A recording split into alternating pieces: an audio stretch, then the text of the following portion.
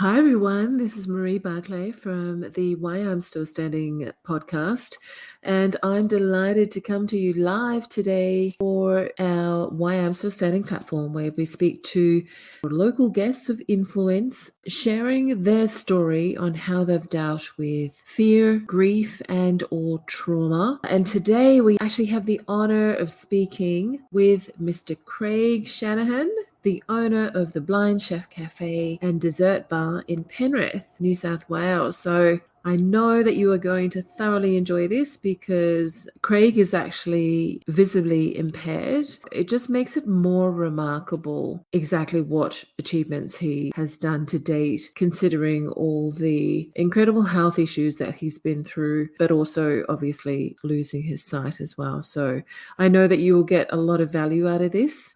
So thank you for coming on and having a listen, and enjoy.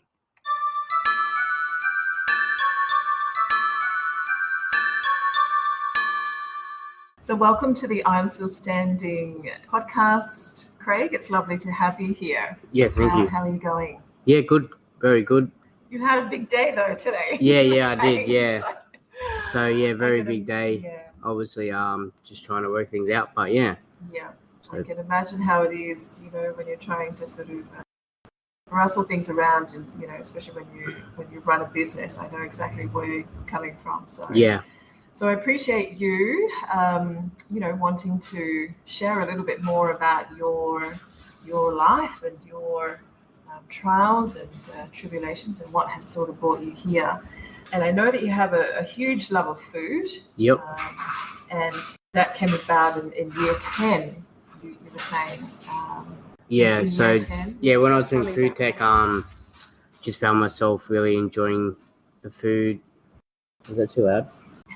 Yeah, sorry. So in year 10, yeah, just enjoyed doing the food, and found it just came just easily, really. Like just was able to do everything with ease. So that's where the love of cooking came from. And then where did the actual interest of it stem from? I was a bit weird. I never really cooked at home. We weren't really like a big family that cooked a lot. But yeah, I think the fact that I could travel with the working as a chef really took interest to do that career. And then I was just eager to learn about it more. So that's kind of where it came. I've always been a foodie myself in terms of loving food and different types and that. Yeah, I think the passion really came from just being able to do it at school, and then knowing you could sort of expand your horizons. Yeah. And work overseas if needed. Yeah, exactly. Yeah. So that was the whole thing that really attracted me. I could go anywhere and be able to get a job. Yeah, excellent. And so you're a trained qualified chef. Yep. Yeah. And how some chefs usually have a specialty or an expertise. What's yours?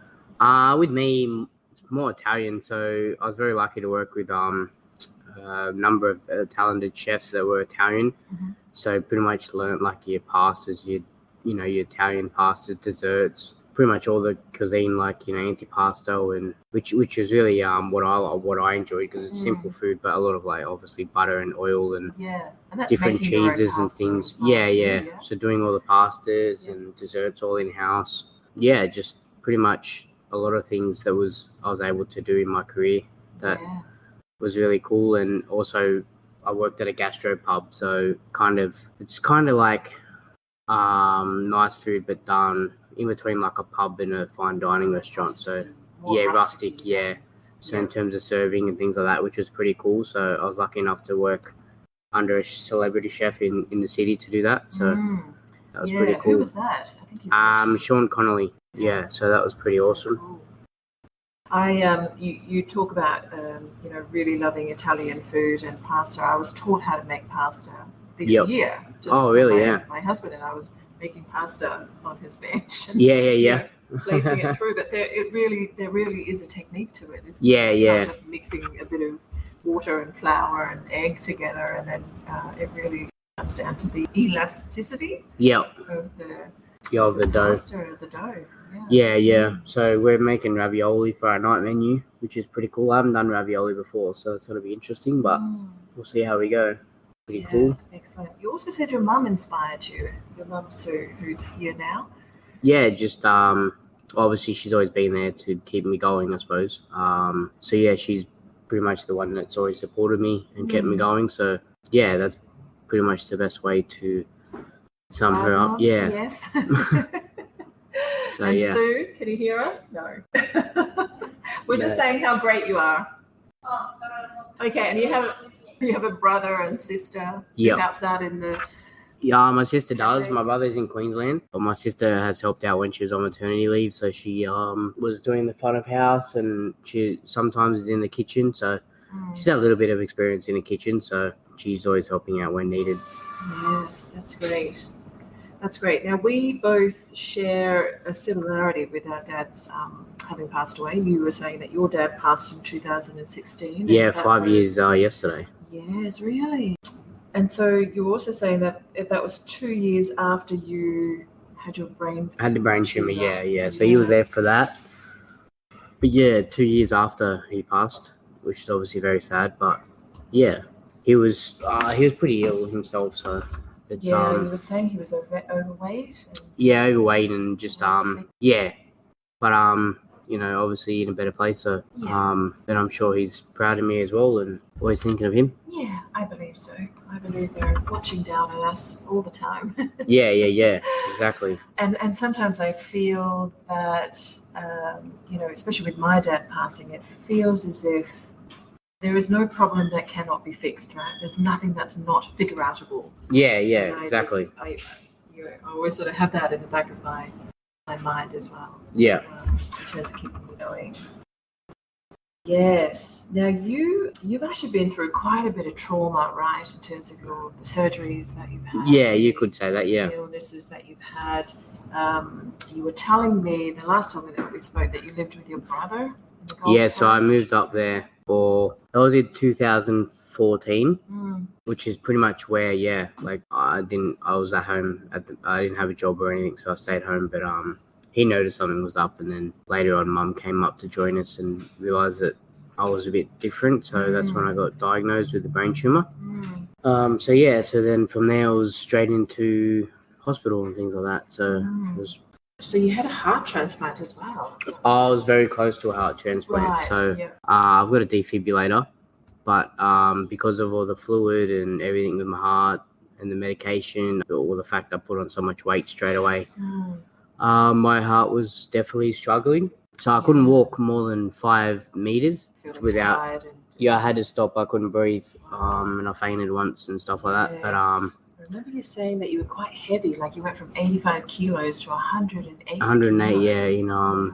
a matter of weeks. In a short period of time. Yeah, so it was a massive step up. And then I was lucky enough to get a tablet that kind of changed my life. It was one that they were trialing that he offered to me, and then it just kind of changed. So I was very close. If he didn't do that, I would have been at the heart transplant in St. Vincent's.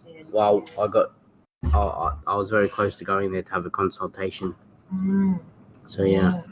But you were also saying that you fell at hospital. I did. Yeah. After my brain surgery, I fell straight first into the concrete, and then had to all my stitches reopen, and then I had a seizure for a minute, and then I blacked out. Obviously, I don't remember it, but then I was in ICU for another 12 weeks after that. 2 weeks, sorry. So that was the night before I was meant to get out. So as you can see, Mum wasn't very happy. So with the nurses and things like that there, but so I then had a 24-hour nurse and had to get back over all of that, and then I finally was released. Yeah, and obviously you had some care, as home care, once you did leave hospital, or? No, not really. I was with Mum 24/7, so we were back at my brother's. It was mainly just Mum, and then my brother and sister-in-law were there. But Mum had to take time off work to basically look after me for close to half a year, if not more. Yes, wow. So Yeah, that's quite a fair amount of stress and pain to go through. So you obviously have a high pain tolerance, yes? Yes and no. Yes. The drugs definitely help. Yeah, sometimes, I'm in pain all the time just because obviously what I've been through in terms of my feet and things like that. I've had surgeries Yeah. on both of my feet. And therefore, you were saying you can't stand as long? No, and I can never stand. So when I was chefing, I used to be able to. I used to not be able to stop because once I stopped, I wouldn't be able to walk after that. So I used to have arched feet. So I'd walk on the side of my feet also. So I was always going through shoes and things like that. So I finally got the surgeries, which was 1 foot at a time. So that was another like 2 months off. I had to do physio and basically got some screws in my feet and all my tendons in different places because my feet didn't grow properly because of the drugs from cancer. Yeah. Same as my legs, like my calf muscles didn't grow, so therefore that's what kind of made my feet do what they did.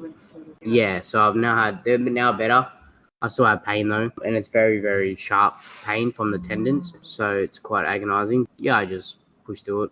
Just take painkillers if I need to, but my legs always got fluid on it now because of my heart too. So most of the time when I go home, I'll take Lasix to get rid of the fluid, so I put my feet up.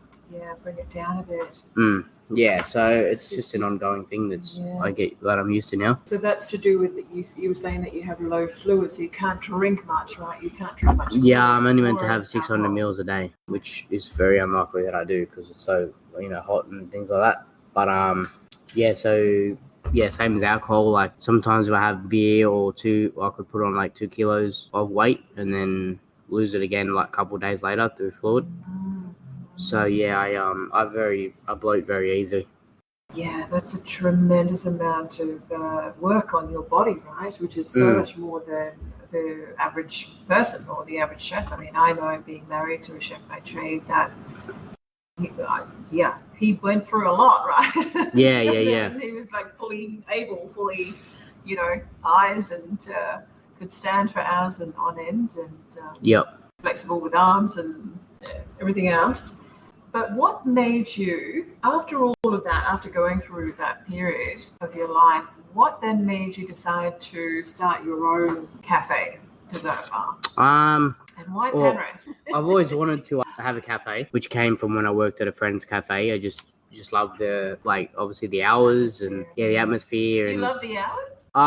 In a cafe, I didn't mind it because it was only daytime, so I was happy to not do nights, even though I was at the time. I had a second job, but I really like the fast pace of a cafe, and you finish by 3:30. So that was always a dream. And then obviously when I became vision impaired, there was no work out there, so I kind of just kept looking at that dream, and then next set my whole mind to it. And then sometimes I think, is it really going to happen or not? But I just set my mind to it and did it.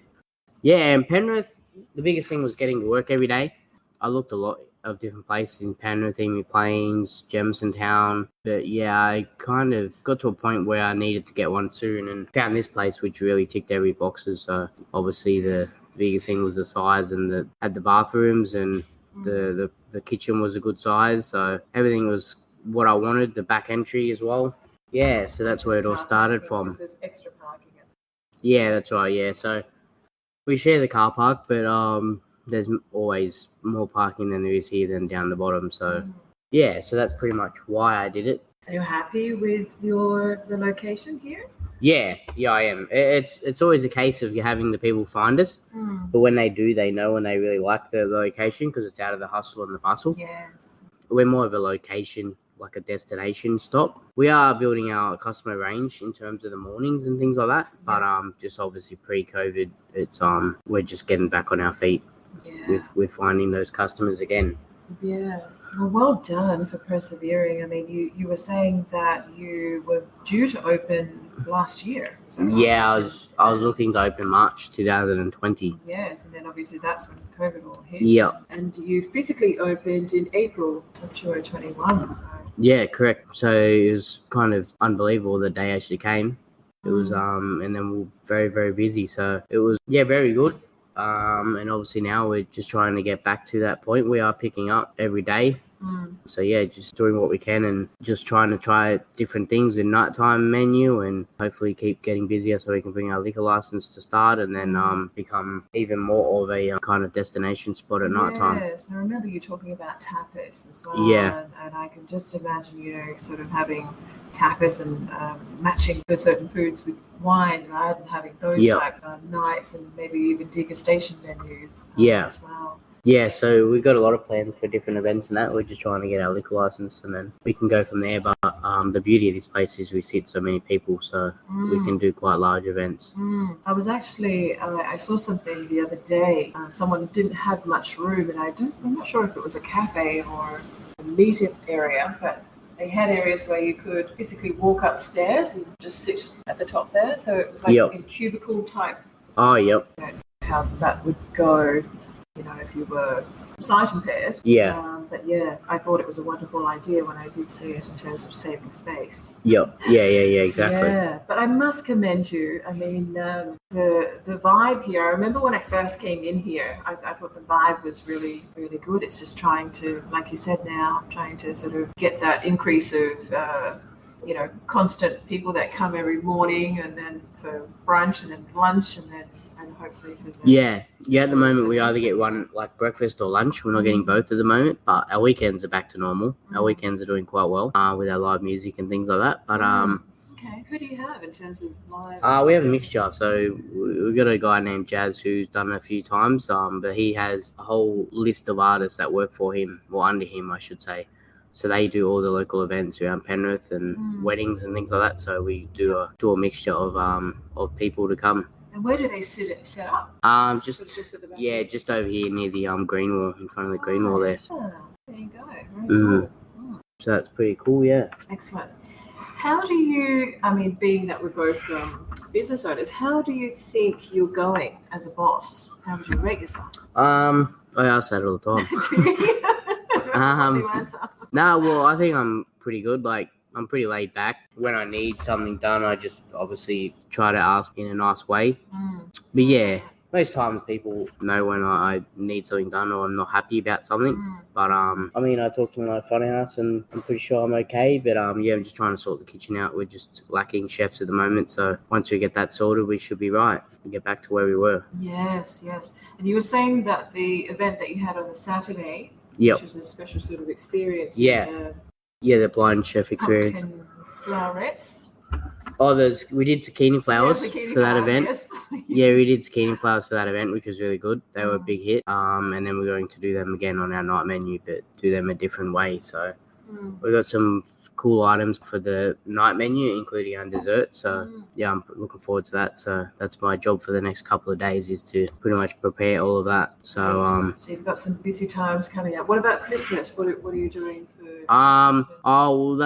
That's kind of why we're doing the night trade. But we do have a few bookings for like 50th and some special functions that we're doing as well during the week. So we're pretty happy to cater for people's budget as what they would like. But yeah, we are filling up with bookings, which is good to see. Yeah.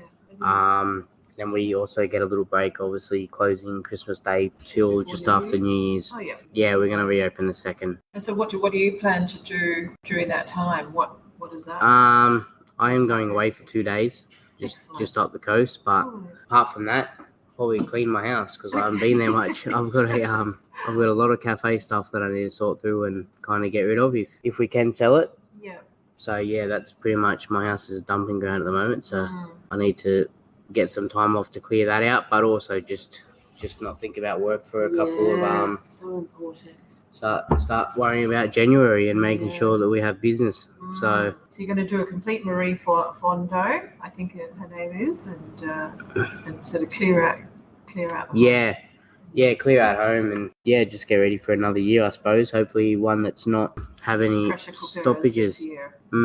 So now looking forward to it. Obviously we just got a big month to get through, which is going to be definitely hard, but I'm excited to be honest. Yeah, and so am I. I'm really excited to have met you, and I'm excited for, for you doing really well. Because we do need some good cafes up this area. Yeah, well, that's the whole idea is to. That's the whole idea, stay away. But I think we've got a pretty good name out there. Like people are enjoying what we're doing here, and obviously, the amount of cafes that are in Penrith, everyone kind of someone's finds a cafe they like, or they always want to try a different one. So that's a good thing about being in Penrith. There's a lot of places opening up, which is necessarily not a bad thing. It's kind of good because it brings more people out this way. Yeah, exactly. There's a few more sort of opening up around, the Nepean Village end too. Yeah. I noticed just behind Plunkett, Percy Plunkett. Yeah, that's correct. Yeah. There's another. I think they're more night though, sort of bar type. Yeah, there's a new Italian restaurant that's opened, which is the guys from Percy, and they got a gelato bar, and I'm pretty sure they got a dumpling bar opening soon as well. Which not sure where that is. I know it's on High Street, but I'm not sure where. I thought it might have been down near the river. Sort of down. That's them as well on the river. They've got a So I heard there was a good dumpling place going to be there as well.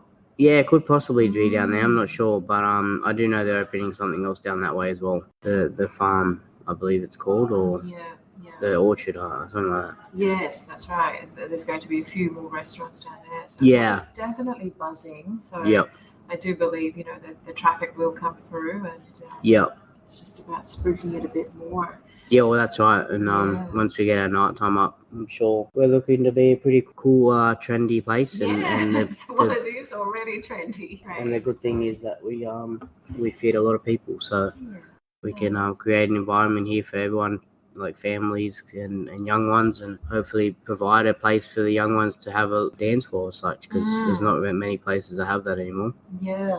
But even in terms of with dogs too, like, because you do have a few seating at the front, don't you? And so we do have seating, but we even let we do let some dogs come inside, but we also have our own range of treats now. We're doing Christmas dog treats and everything, and Santa photos are coming soon with the pets, so we're going to do that as well. So always doing different things, seeing how it goes, whatever we can do to keep things busy. Yeah.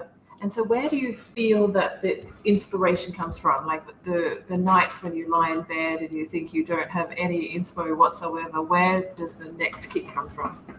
As in, like, the idea of the nighttime? Yeah, just as ideas for your business sort of moving forward. I think, I've just always had these ideas, like you growing up and seeing what's around, especially city times. I just think that what I plan will really work out this way. I'm pretty lucky to grow up here, so I know what kind of young kids and that want. But I find these days, you can either go to a bar with really loud music, or otherwise it's just a cafe or a restaurant. So we want to kind of do that different, where we serve really, really kind of trendy kind of tapas, I say, like simple food, but a rustic kind of. But not too high end. Yeah, that's exactly right. I don't want people to feel here and be like, oh, it's not Penrith. And I want people to feel, with me, like working at Bella Vista Hotel, I found that was the ideal venue for people to go, because you'd walk in at 5-6 o'clock, get a meal, enjoy with friends, and by 10 o'clock you'd have everyone dancing around you and turning into that party kind of environment. Which is they were very good in terms of targeting the young, and the middle-aged, which is what you want, because you have the middle-aged on the expensive wines, and you have the young ones obviously getting the cocktails. So that's a whole ideal situation here. Like, we want to do the cheese boards with a nice wine and some couple of mains, but then also have some little share plates where if someone's coming before dinner or after dinner, they can just get a little bite to eat, or they can get a dessert and then finish the night on a high. So but even things like collaborating with perhaps some beer people, the guys that brew beer, and there's definitely that side of things as well, which I'm lucky to know. I'm trying to think of the restaurant who does that very well. In Rouse Hill, is it? You might know it. It's Rouse Hill. Is it called the Brew? Or the Brewery? Yeah, the brewery. The brewery. Yeah, so that's exactly what I'm talking about. There you go. So they're the same owners. Well, they were the same owners as Bella Vista Hotel. Right. So I have worked there. I've done a few shifts there, but they're the people I'm talking about. So they do a lot of collaboration. So the people that own the actual brewery itself are from the same owners as Bella Vista, the Memento. Okay. But they have sold the brewery. But they've also got about 5-6 other venues now. So they do a lot of collaboration with such people like Burgerhead. I know that through COVID they had Burgerhead there. The Burgerhead's also taken over the Governor's Kitchen, I believe, which is another place at Macquarie Park. So yeah, when you're kind of lucky enough to know the people that run that, there's always room to collaborate with other people, so which is great. sometimes quite simple to do. Yeah. With us, we've already done fundraisers and things which we're looking at doing again. For Mother's Day, we're going to do a morning tea for Cancer Council. So yeah, so things like that. And I think everyone in Penrith, in terms of the hospitality industry, kind of know each other somehow. Yeah. And it's a bit like being in real estate. Yeah. All the agents get to know each other. Well, that's it. Like, so. at the end of the day, everyone's competing against each other, but I'm sure that they'll be there to help if you ever need it. Like, everyone's there to kind of help you and guide you and stuff like that. So, I look up to people like Percy Plunkett and High Street Depot. Like, they do really well. So, obviously what they're doing is working. So, but I just do my own thing. Obviously, I don't have the experience that they might have. So I just do what I think will work. And lucky for me, a lot of people are liking it as well. Yeah. So I just use my experience of what I've done. And this menu coming up tonight is a lot of what I've done before.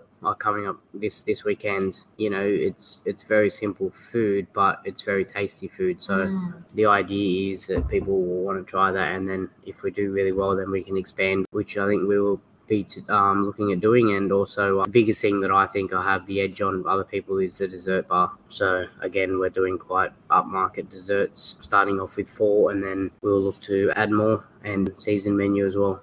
Yeah, great. Yeah. Lots and lots to look forward to. Yeah. Yeah.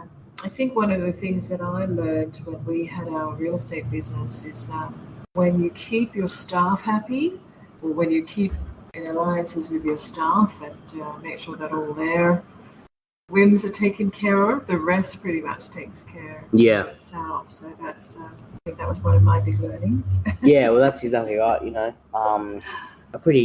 I'd like to think we're a pretty close team now.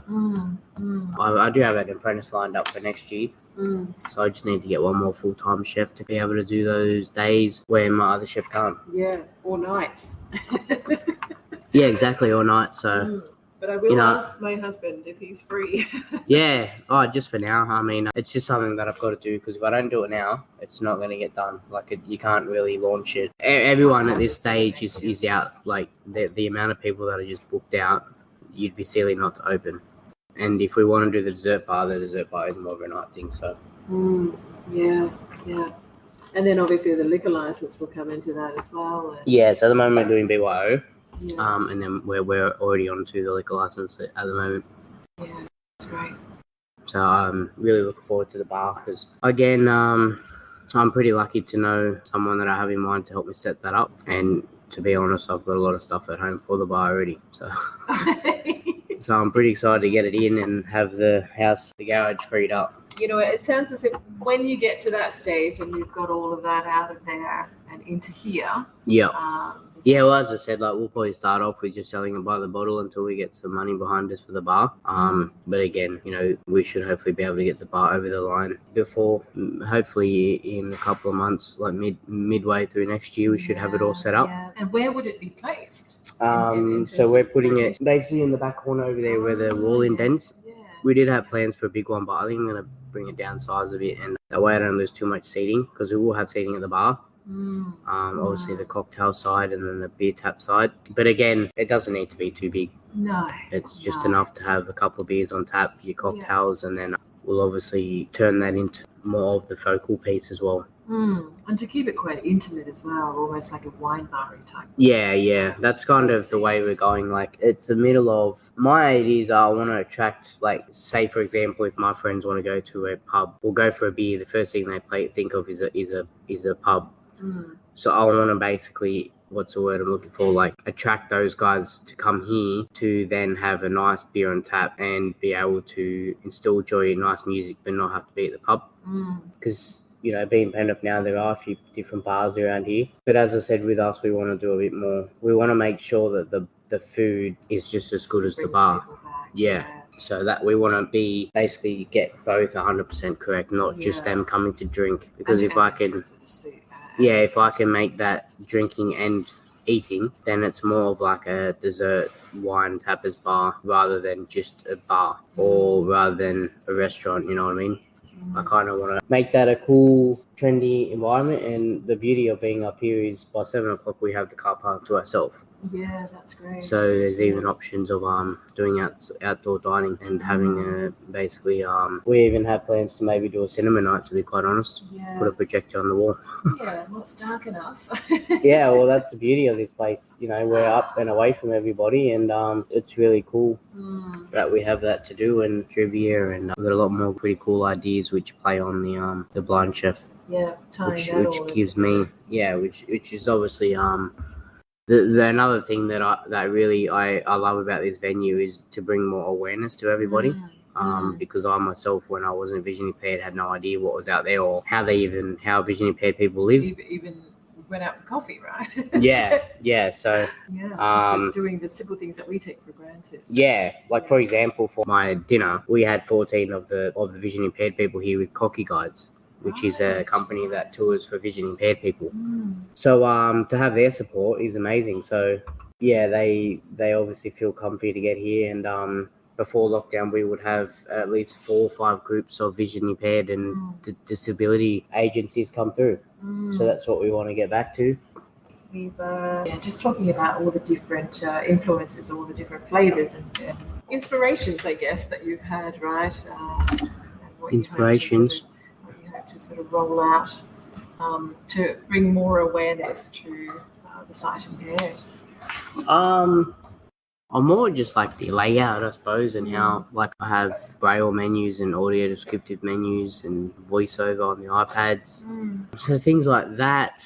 But yeah. You have the braille menu? Yeah, I've got a braille menu. It's got braille, so it's like different. You feel it with your fingers.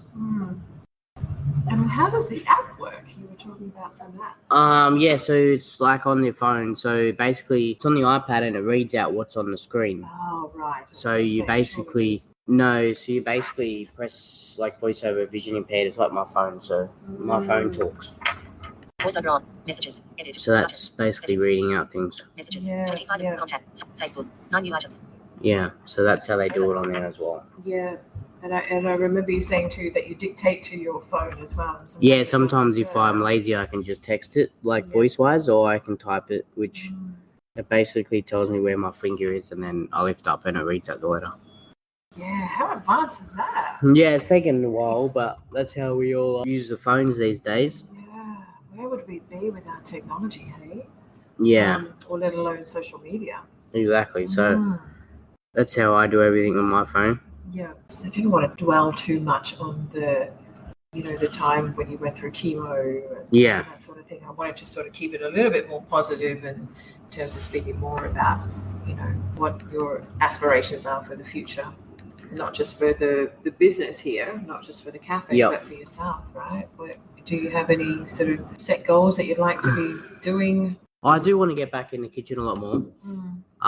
But obviously it's going to be a case of me spending there probably like Monday, Tuesday and just setting up the kitchen. Because the biggest thing is it's not the fact I can't do it. Like things have to be in the same spot. So obviously when we're like flat chat, that's pretty much, it can't happen because there's just stuff everywhere. But I'm in there now, but not a lot. Like, I'll be in there helping out or doing some dishes here and there. But in hindsight, most of the time I can just prep. So I always prep and everything for the guys. Yeah. Am I right in understanding that you need someone in there with you? Like if you were to do like I more just have them in my eyes, like to say, like if I wanted to cook it to my standard, then 100%. But if I'm actually charging people to pay for the food, I'd like to have somewhere just to get their opinion. Yeah. So like if I'm if I'm cooking a pasta, just like, is that there's not enough, like, is there too much butter in there? Because the worst thing you can do is like sell like too much butter. But in terms of taste wise, it's fine. Steaks and all that, like I'm pretty good at cooking. It's fine. Yeah, it's more just plating. But if I really wanted to make it plate, I could plate it. But when you got like 10 to plate, you don't really have the time. No. So things like that. But if I wanted to go in there and cook for 5 people tomorrow, then I could do it. Yeah. So there's no problem with that. But in terms of my night experience, pretty much I would prep it all. Then I would cook pretty much most of it, like the main item. And then when we do plating, we both do it together. Yeah. And because tasting is such or the visual experience is such a major experience for people. Yep. How do you think that that's inhibited you as a chef, I mean. Oh, it's probably more fun because you try to guess what it is. Okay, right. A lot of times I get it wrong, but yeah, I kind of just make it out, or like I still love going to nice restaurants. Yeah. But yeah, it's more just understanding what things are and the smell, obviously. Yeah. You're really using your all the senses, aren't you? yeah, I think that's more or touchy-feely type thing now. You know, I'm not really scared to do a lot of things, but like even in the fryer, like for example, like if I'm doing a schnitzel or zucchini flour, I can roughly go off the time, but before I'd serve it, I'd check, is that a good golden color? Yes, right. And things like that, because obviously I can't tell what color it is, which is how you tell mainly when you're cooking a zucchini flour. You're just cooking the batter in hindsight, so you just want to make sure it's golden. Things like chips and that, it's easy, or that. But yeah, I have my way of plating. Like I still like to plate the same way I used to. Yeah, if I want a certain way, I just say I'll do it like this or something like that. So yeah, so pretty much all the nighttime stuff I'll be plating myself. Pretty much, it's very simple plating. Yeah, well, you're not going to want to confuse it too much. No, well, that's the thing. Like the idea with the nighttime is you only have one chef on, or one or two chefs, and it's not as crazy. Like it's a minimum menu. There's only like 5 share plates, 4 mains, and 4 desserts at this point in time. Which all the food is designed to complement like an alcohol beverage, or just very rustic kind of share plate food. People. Something that Penrith, I'm sure haven't had a lot, like things like soft shell crab.